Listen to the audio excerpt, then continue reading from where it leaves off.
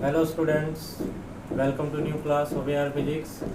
आज की क्लास में हम बच्चे करने वाले एक topic quality factor means sharpness of resonance, और सिंपली हम इसको क्यू फैक्टर ही बोल देते हैं। लास्ट क्लास में हमने बच्चे रेजोनेंस पढ़ा था, resonance in LC circuit, resonance in LCR circuit. क्या हो रहा था बच्चे वहाँ पर, अगर किसी भी सर्किट की नेचुरल फ्रीक्वेंसी जो हमने कितनी निकाली थी, F is equal to 1/2 pi root L C, और अगर इसको ओमेगा की टर्म में आप रखें तो क्या आएगा, ओमेगा इज इक्वल टू 1/√रूट एल सी। अगर ये फ्रीक्वेंसी अप्लाइड सोर्स की फ्रीक्वेंसी के साथ मैच हो जाए, ये ओमेगा और ये ओमेगा दोनों आपस में मैच हो जाए, तो क्या होता है, सर्किट में रेजोनेंस हो जाता है, और उस रेजोनेंस की कंडीशन में क्या होगा, एक मैक्सिमम करंट सर्किट के अंदर फ्लो करने लगेगी। ठीक है बच्चे, तो क्वालिटी फैक्टर हमारा क्या बता रहा है, रेजोनेंस को बता रहा है। इसको पहले हम फिगर ड्रॉ करते हैं, उसके बेस पर समझने की कोशिश करते हैं। सपोज मैं मान लेता हूं for a series LCR circuit, एक सीरीज एलसीआर सर्किट की बात करते हैं। इम्पीडेंस नोट कर लेते हैं, इम्पीडेंस ऑफ द सर्किट क्या होता है बच्चे, Z is equal to √R² plus omega L minus 1/ωc whole square. ये हमारा इम्पीडेंस हुआ करता है बच्चे एलसीआर सर्किट के लिए। अब हम एक ग्राफ ड्रॉ करते हैं between frequency omega and impedance Z। देखते हैं बच्चे, एक्स एक्सिस पर हम ले लेते हैं फ्रीक्वेंसी ओमेगा, वाई एक्सिस पर हम ले लेते हैं इम्पीडेंस Z। अब जैसे जैसे हमारी अप्लाइड सोर्स की फ्रीक्वेंसी को हम वेरी करेंगे तो हमारा इम्पीडेंस Z भी वेरी हो जाएगा। इनिशियली सपोज ओमेगा की वैल्यू कुछ है, समथिंग कुछ वैल्यू है, तो क्या होगा बच्चे, omega L minus 1/ωc equal नहीं होगी, इसकी कुछ वैल्यू आएगी। ठीक है जी, वो आ गई, ऐड हो गई आर के अंदर और Z की वैल्यू निकल गई। सपोज जब हमारा ओमेगा कुछ था तो Z की वैल्यू सपोज यहाँ लाई कर रही है। ठीक है स्टूडेंट, ओमेगा कम है हमारे पास तो सपोज ओमेगा एल की वैल्यू कम रहेगा और 1/ωc की वैल्यू बहुत हाई, इस तरह से मान लीजिए ये हमारा ओमेगा एल और ये हमारा 1/ωc। अब बच्चे हम क्या करते हैं, जैसे जैसे हम ओमेगा की वैल्यू को इंक्रीज करते हैं तो हमारा ओमेगा एल तो इंक्रीज होता है और 1/ωc डिक्रीज होने लगता है। मीन्स दोनों के बीच का जो गैप है वो धीरे धीरे कम होने लगेगा, ओमेगा एल माइनस 1/ωc की वैल्यू डिक्रीज होने लगेगी, जिससे ये फैक्टर कम हो जाएगा, आर में ऐड होगा, Z की वैल्यू डिक्रीज होने लगेगी, तो धीरे धीरे हमारा इम्पीडेंस डिक्रीज होना स्टार्ट हो जाएगा। और बच्चे कंडीशन क्या आएगी, जैसे जैसे हम ओमेगा की वैल्यू को इंक्रीज करते रहेंगे तो एक कंडीशन ऐसी आएगी, ओमेगा इंक्रीज होता है 1/ωc डिक्रीज होता है, तो एक पर्टिकुलर फ्रीक्वेंसी पर आने के बाद omega L is equal to 1/ωc, that is condition of resonance जो हमने पहले टॉपिक्स में डिफाइन की हुई है। और जब बच्चे omega L is equal to 1/ωc हो जाएगा तो ये ब्रैकेटेड फैक्टर 0 बन जाएगा, तो उस समय सर्किट का इम्पीडेंस कैसा होगा, Z is equal to R, जो क्या हो जाएगा, मिनिमम इम्पीडेंस। तो क्या आएगा बच्चे, देखते हैं जरा, एक पर्टिकुलर फ्रीक्वेंसी पर आने के बाद हमारा इम्पीडेंस 0 हो गया, उसके बाद फिर से ओमेगा को आप इंक्रीज करते हो तो ओमेगा एल ऊपर जाएगा और 1/ωc नीचे जाएगा, फिर से गैप इंक्रीज होगा, फिर से ये वैल्यू Z की इंक्रीज होना स्टार्ट हो जाएगी। तो ये हमारा ग्राफ कुछ इस तरह से चला जाएगा। तो एक पर्टिकुलर फ्रीक्वेंसी पर सर्किट का इम्पीडेंस मिनिमम हो जाता है, Z मिनिमम, और जो इक्वल टू होता है R। ये फ्रीक्वेंसी हमारी कहलाती है बच्चे रेजोनेंट फ्रीक्वेंसी। इस ओमेगा आर फ्रीक्वेंसी पर ओमेगा एल और 1/ωc का वैल्यू इक्वल हो जाता है और सर्किट हमारा रेजोनेंस में आ जाता है। अब बच्चे इसी ग्राफ को हम करंट की फॉर्म में डिनोट करेंगे, इसी ग्राफ को हम करंट के फॉर्म में रिप्रेजेंट करेंगे, क्योंकि हमने क्या कहा था, रेजोनेंस में क्या हमें मैक्सिमम मिलना है, करंट की वैल्यू मैक्सिमम मिलनी है। तो अब मैं Z को रिप्लेस कर दूंगा करंट I से।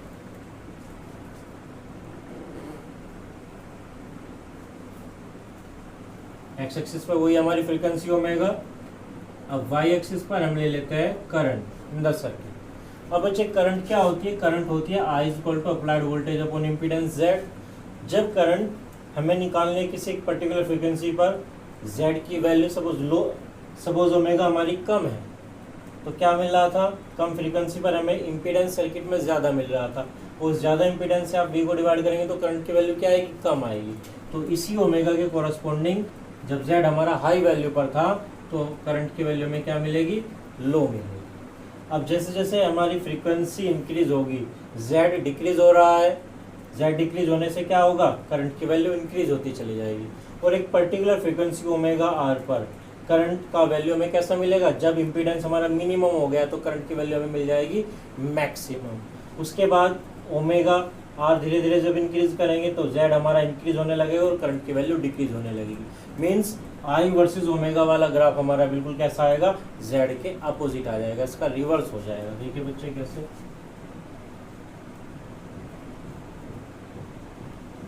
ये हमारा ग्राफ आ जाएगा। और जहां ओमेगा R पर हमारा इम्पीडेंस मिनिमम हुआ था, उसी फ्रीक्वेंसी पर करंट हमारी कैसी हो जाएगी, मैक्सिमम हो जाएगी। और that is equal to I naught equal to the peak value of the alternating current. तो बच्चे यहाँ हो गया हमारा रेजोनेंस, मीन्स इस पर्टिकुलर फ्रीक्वेंसी पर करंट की वैल्यू में मैक्सिमम मिलेगी। तो हमारा क्वालिटी फैक्टर यही बता रहा है कि किसी सर्किट में जितना हाई क्वालिटी फैक्टर होगा, रेजोनेंस उतना ही हाई होगा, उतना ही शार्प होगा। हमने लिखा sharpness of resonance, means quality factor आप इंक्रीज करेंगे, क्यू फैक्टर आप इंक्रीज करेंगे तो रेजोनेंस शार्प हो जाएगा। शार्प होने का मतलब ये बच्चे है कि केवल एक ही फ्रीक्वेंसी पर रेजोनेंस हो। सपोज फ्रीक्वेंसी हमने लगाई है 120 हर्ट्ज, तो वो रेजोनेंस 120 हर्ट्ज पे मिलना चाहिए, ना 121 पर मिलना चाहिए, ना ही 122 पर मिलना चाहिए। केवल 120 हर्ट्ज पर ही हमें रेजोनेंस मिलना चाहिए, तो हमारा रेजोनेंस कैसा कहलाएगा, शार्प। लेकिन बच्चे ऐसा नहीं होता, केवल 120 हर्ट्ज पर ही हमें रेजोनेंस नहीं मिलेगा, उसके थोड़ा बहुत इधर भी हमें हाई करंट मिलती रहेगी, इधर भी हाई करंट हमें मिलती रहेगी। और चूंकि सर्किट में हम जो करंट मेजर करते हैं वो हम मेजर करते हैं IRMS की फॉर्म में, तो जब सर्किट में करंट IRMS की इक्वल हो जाती है तभी हम मान लेते हैं कि सर्किट में रेजोनेंस होना स्टार्ट हो गया है। तो बच्चे हम लेते हैं एक और वैल्यू, सपोज ये वैल्यू हमारी IRMS root mean square value, और जो बच्चे किसके इक्वल होती है, I naught upon under root 2 के इक्वल होती है। ठीक है बच्चे। और अगर मैं I की बात करूँ, यहाँ पर I हमारा होगा क्या, V upon Z minimum means R, और यहाँ पर करंट क्या आ जाएगी, ये आ जाएगी बच्चे V अपॉन I नोट का अगर वैल्यू आप रख दो तो अंडर रूट 2R। मीन्स जब आपको IRMS मिलती है तो सर्किट का इम्पीडेंस किसके इक्वल होता है, अंडर रूट 2R के इक्वल होता है।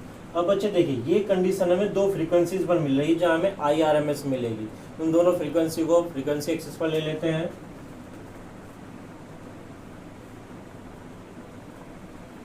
से ओमेगा 1, ओमेगा 2, ओमेगा 1 एक लोअर फ्रीक्वेंसी, ओमेगा 2 एक हायर फ्रीक्वेंसी। इन दोनों फ्रीक्वेंसीज पर आपको क्या मिल रहा है, IRMS। मीन्स ओमेगा 1 से ओमेगा 2 तक आपको रेजोनेंस फ्रीक्वेंसी मिलेगी, और यहीं पर इन दोनों के बीच में आपको क्या मिलेगा, एक हाई करंट सर्किट में फ्लो होती मिलेगी। तो इन दोनों फ्रीक्वेंसीज के बीच का जो डिफरेंस होता है that is omega 2 minus omega 1 is called band width. इसे हम बच्चे बैंड विड्थ कहते हैं। तो जो हमारा क्वालिटी फैक्टर है वो बिल्कुल ऐसे ही डिफाइन किया गया है। Quality factor of an LCR circuit is defined by resonant frequency to the bandwidth of resonance, or you can write omega R divided by omega 2 minus omega 1। ये होता है बच्चे हमारा quality factor, sharpness of resonance, या फिर Q factor आप इसको कह सकते हो। अब हम इसको ड्राइव करेंगे in the form of R, L और C। यहाँ देख लेते हैं बच्चे। देखिए बच्चे, हमने इस ग्राफ से क्या निकाला, जब हमारा सर्किट में रेजोनेंस स्टार्ट हो जाता है कहाँ पर, IRMS पर, तो हमारा सर्किट का इम्पीडेंस कितना हो जाता है, अंडर रूट 2R। बस इसी फैक्टर को हम लेकर के चलेंगे। At resonance impedance of the circuit क्या बन जाएगा,